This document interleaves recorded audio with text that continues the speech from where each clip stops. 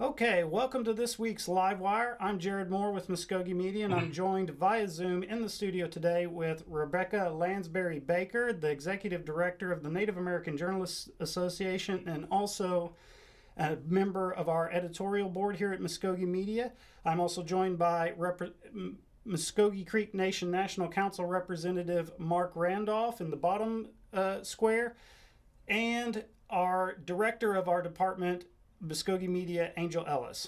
Today we're going to be talking about an amendment, legislation to put an amendment to the Constitution for free press on the ballot in September that's going to come before the council on Saturday, and if it passes this vote and then Chief signs it, citizens will have an opportunity to vote on an amendment to the Constitution for free press in September at the primary. That being said, thank you so much for coming onto the program, everybody.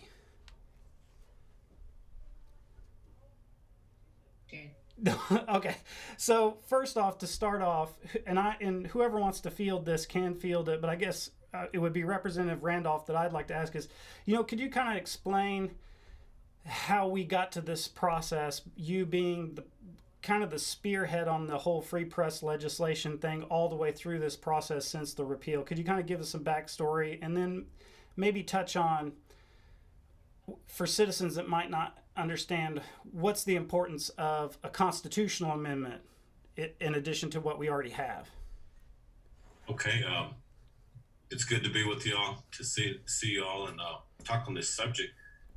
Last year in June in 2020, the full council unanimously supported freedom of press and Mvskoke Media returning back to their independent status. And so we've had almost a year. We've seen it, working under this free press. But one of the things that we spoke of last year is, even though it was a great victory for the Mvskoke people as far as them being informed and transparency and truth and these things that come with freedom of press, our main victory was to see it to become part of the Constitution and to be a constitutional right, and for it to be protected.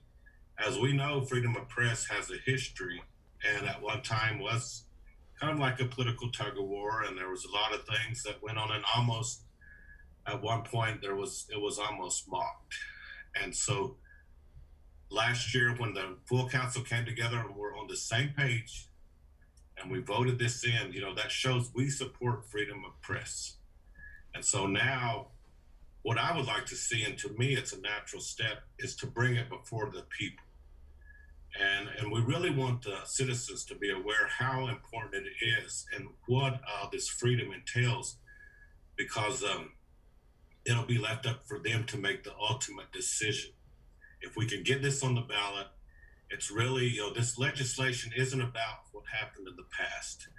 There's no tug of war. There's no controversy here or anything. This is just saying, as a nation, forward thinkers, do we want to secure this for our future? Do we want to make sure that this is in concrete, or are we going to leave it out here kind of in limbo, because we all know it can be repealed in a day? A new administration could come in, a majority of the council could decide, you know what, we're going to repeal that bill, and we're not going to have freedom of press. We're going to take the independent status away, and we're going to go all the way back to where we started from. So for me, this was just a good time, also because it's at no added cost to the nation. This will cost the nation nothing. Because of the upcoming election, for us to get it on a ballot and get it voted for and everything, I talked with the representative from the election board, and they said we have no problem as long as you get everything over here by July, and there's no added cost, so it's just a win-win. Yeah, absolutely. Is there anything you'd like to add, Ms. Landsberry-Baker, about the constitutional amendment and how it's different from what we have? Representative Randolph kind of mentioned that the 24-hour repeal that we saw happen before wouldn't be possible. Can you kind of touch on those aspects and what the position of Native American Journalists Association is on this amendment and the legislation that's going to come out? Yeah, absolutely. And I think Representative Randolph touched on some really great points. And I think there may be, some people asking, why now? Why is it time to pass a constitutional amendment, now? And he mentioned that, there's not going to be any extra cost to the citizens. And anytime you have a democracy where the citizens are themselves making the decisions and being part of that process, like, you have to have transparency. And one of the best ways to do that is to have, a fourth estate, a healthy fourth estate that is reporting on, what the government's actions are, what's going on within this nation. And I think also, there's a really important point too with the coverage around the Supreme Court case, and you're seeing a lot of really terrible biased coverage coming out of mainstream outlets. Well, this is another way to support, tribal media outlets who are very familiar with this situation and know the nuances of this coverage where mainstream media outlets don't. And so I think, as a tribe, this is an investment in, educating your citizens and giving them information that's correct and it's ethical. And they may not be getting that otherwise, in the state, in the national media landscape. So I think that's another really important point and reason why, now is the time, to take this action and let the citizens decide for themselves. So, from NADA's perspective, this is, really the ultimate exercise in tribal sovereignty, because it's allowing the citizens themselves to say, we want this or we don't want this. And they'll be the ones, to make that decision, and the only ones. And, it won't be a political situation. And I will also just add that, it's not now in 2021 that we're just considering this. This conversation started back in 2018, has been going on from, one election to the next election. So I think it's very exciting to see this, as a possibility on the ballot for this year, and for the citizens to be able to take, that decision into their own hands and decide if they want to add free press to the Constitution. And yeah, it would be a huge milestone for Indian country, and of course for the Mvskoke Creek Nation, because we have a really, I think, one of the best free press bills and pieces of legislation, in Indian country. And I know we've fought really hard, to get that instated.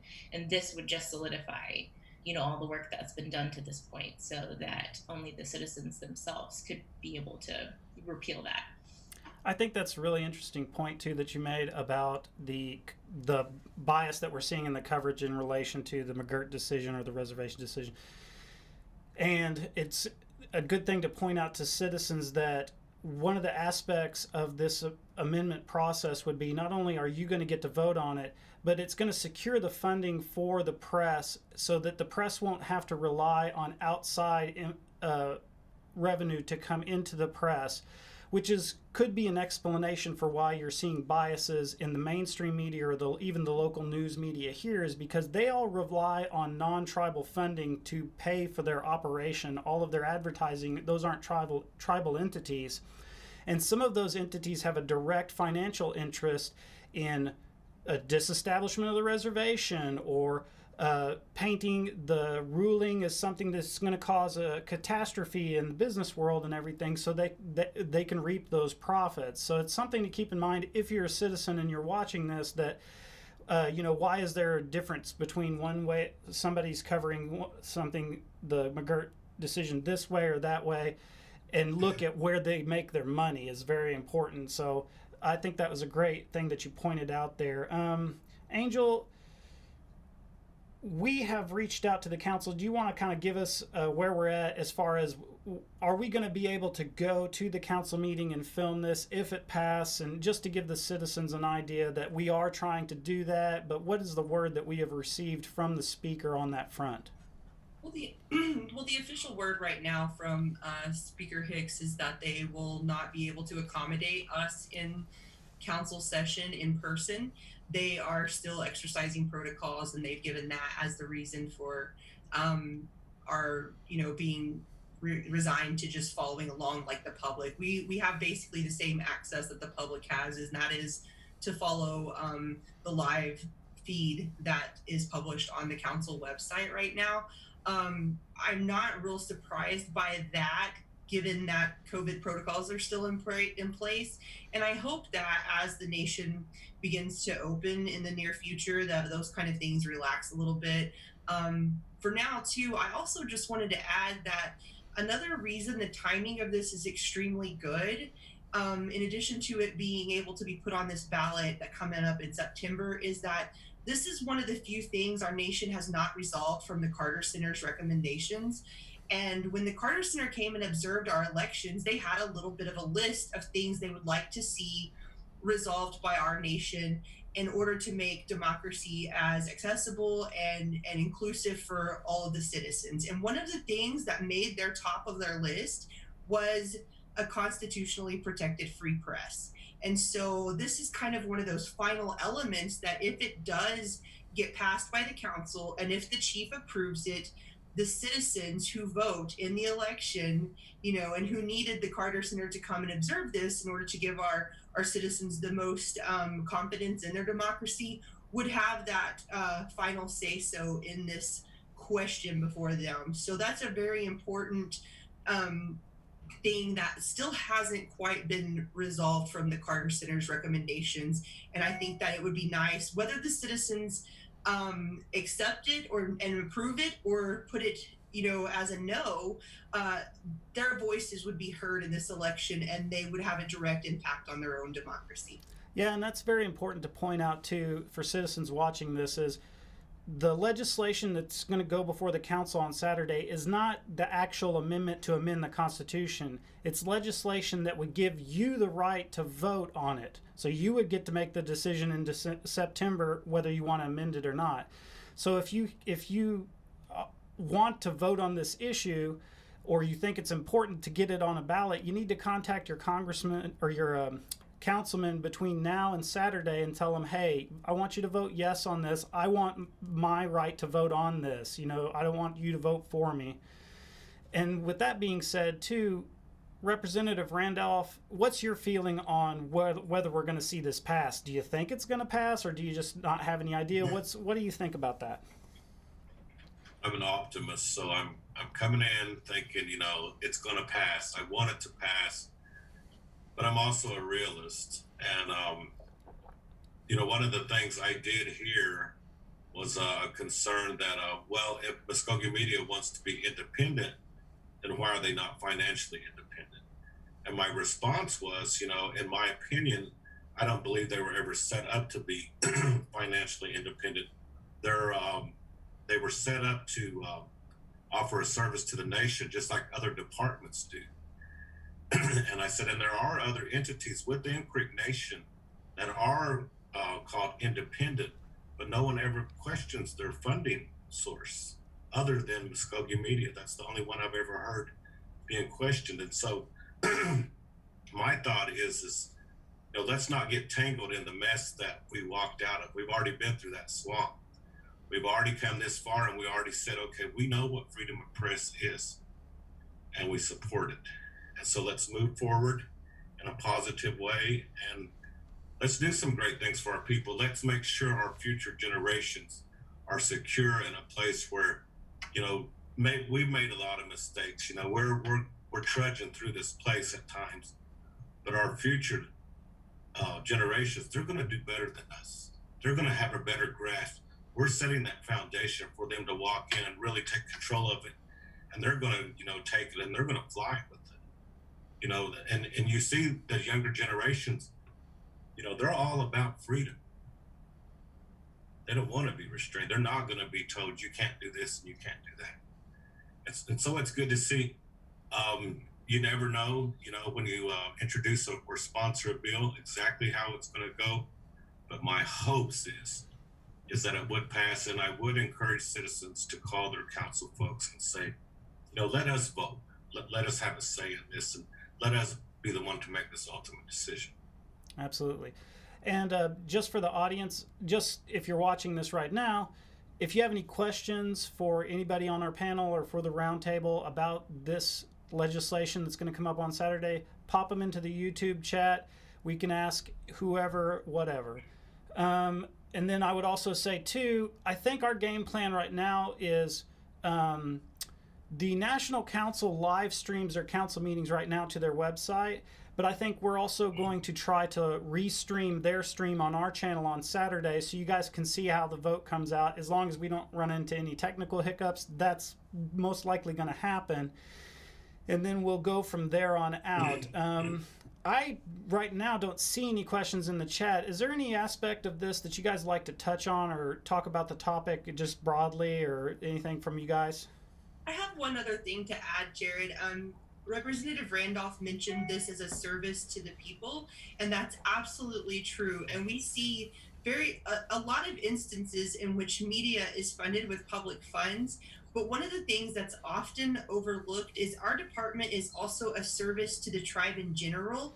At this time, during the post-SCOTUS decision, we have an influx of new cases into our court system. One of the things that we provide as a service to our tribe is free legal publication.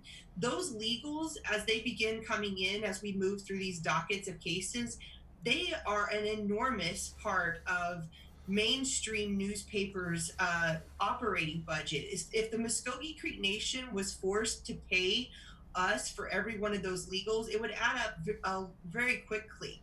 And a lot of these newspapers in Oklahoma are solidified under state law and regulated on what they can charge, and they use that to their advantage when it comes to sustaining themselves. And we don't even charge for it at all. It's a free publication.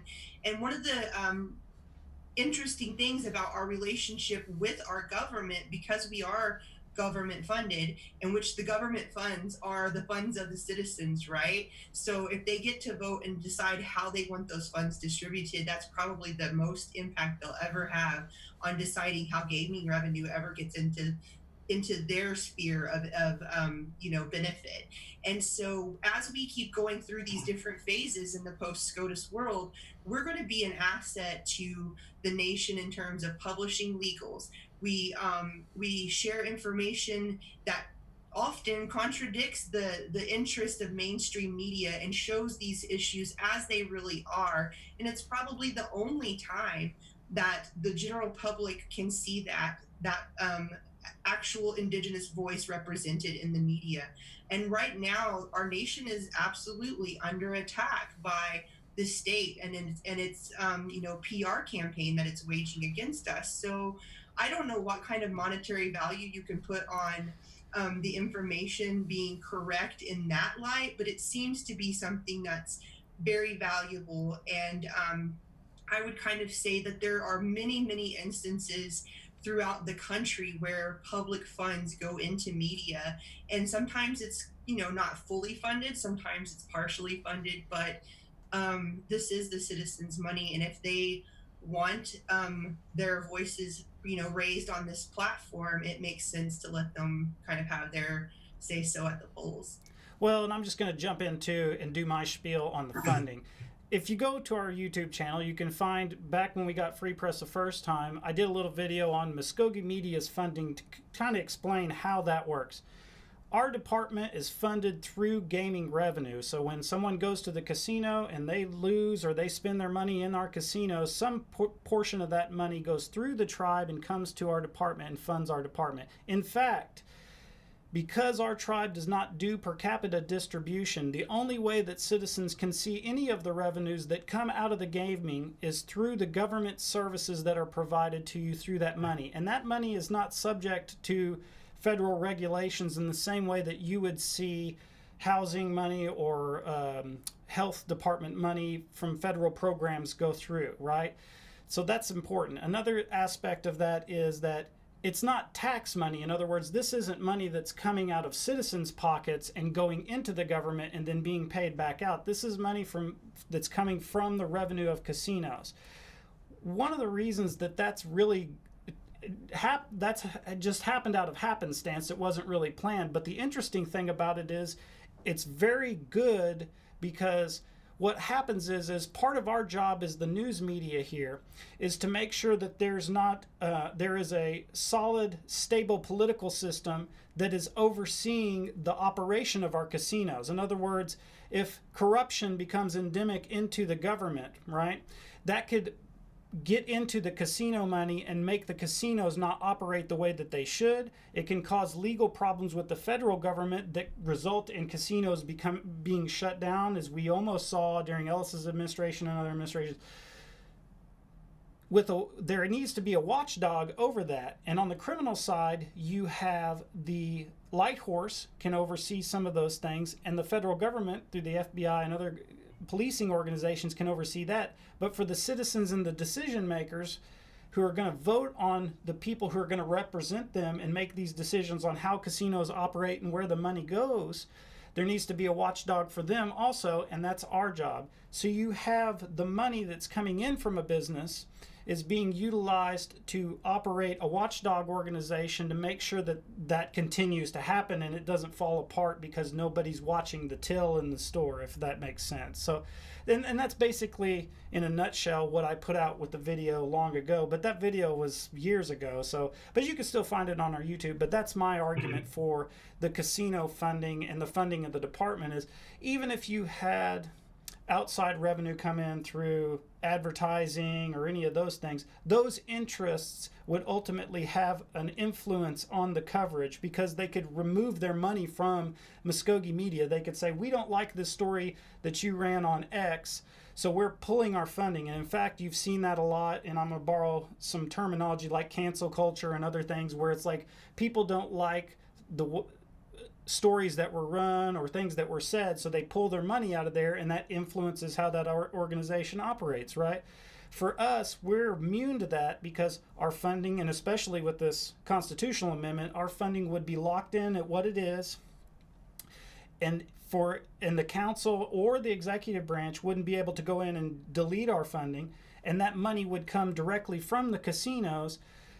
Even for us internally, it's in our best interest to continue to have our department funded, that the casinos operate legally and appropriately, and that the money that comes out of the casinos doesn't get involved in any types of grifts or scandals or anything like that, because that's going to directly affect our funding literally in a straight line. So anyway, I will hand off to you guys. Is there anything else that we'd like to talk about? Because we're getting close to around 30 minutes now, and that's what we normally run on Live Wire. Is there anything that we haven't talked about in relation to this constitutional amendment? Oh, I see something popped up in the chat there. Angel, do you see that?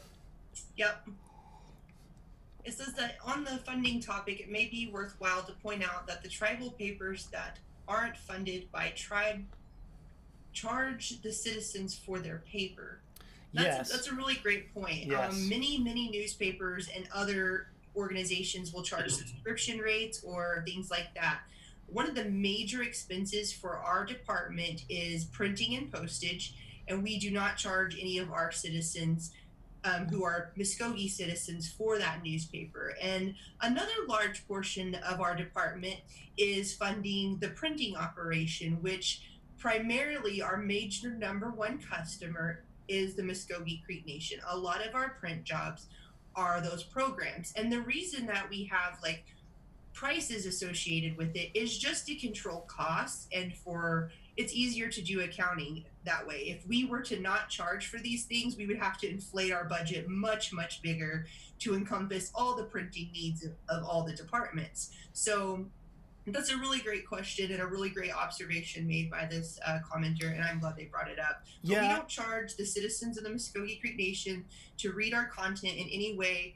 We take direct, requests from our citizens and try our very best to follow through to get all those questions answered and the stories put out that they're asking us to do. I feel like just as the person who's director here at media, I work directly for Mvskoke Creek citizens, and that's our philosophy. We're serving our community. Yeah, absolutely. And that point is, there's another aspect to that point that I think is very hold on, my Zoom is We're talking about to me. like go over just in a real quick, you would be changing the service from the people who actually pay us to do this are the people who go into the casino and lose money at the slot machines, and that would be, if they changed it to the citizens have to pay, then the citizens would have to pay for that. So it's like that's where you're getting this service for basically for free, unless you're one of the people that goes to the casinos, to everybody's got to pay for it. It would just be like, it would be a lot of financial burden to just place upon the citizens, and then I don't think that there's anybody that wants to advocate for that position, is I want to make citizens pay more. It doesn't make a lot of sense to me personally. But that being said, is there anything else that we'd like to add? Yeah, I'll just add one more quick note on, the service aspect of the work that Mvskoke Media does. There's no other publication out there that's dedicated to what's going on in the Mvskoke Creek Nation and to the accomplishment of the citizens, to the Mvskoke Creek culture, to the language that features these things that are so specific to our tribe. And I think that's really, it's a special and important commodity and service that we're bringing to the citizens themselves, no matter where you live. You don't have to live in Okmulgee. You don't have to live in Oklahoma, to receive this information and stay connected to your tribe. So I think that's another really important aspect on the note of how this is a service to citizens, because it connects them to, not only news and information, but resources, programs. So I think that's just something I wanted to add, but I just really appreciate everyone, coming together to have this conversation and talk about, the reasons that, citizens can support this measure. And so hopefully we see it pass the National Council this weekend. Yep. Thanks so much, Representative Randolph, for coming in, and Director Ellis, and Executive Director Landsberry-Baker. Congratulations, by the way. Thank you. And other than that, we're going to have continuing coverage of this. We're going to see how far it goes. Hopefully it gets on the ballot and everybody goes out and votes. One last thing I'd like to mention is, if it does make it onto the ballot, we will need, for the Constitution to be amended, we will need to get 2/3 of the voters who vote in that election to vote yes. So it won't be like just over 50%. We have to get 2/3 to get it. So if you're a supporter of free press and you want to see this stay and not have to worry about the 24-hour repeal or anything like that happening in the future, or if at a minimum, if you want to be the decider, if you want to decide if we get repealed or we go off the air or we come back or anything like that, you as the citizen, you need to get out, call your councilman before Saturday, and then if it gets on the ballot, go out and vote yes. So other than that, I think we're good. Is everybody ready to go? Thanks so much for joining us today, and we will have that live streamed hopefully on Saturday, and we will come back with another Live Wire soon. Mado. Mado.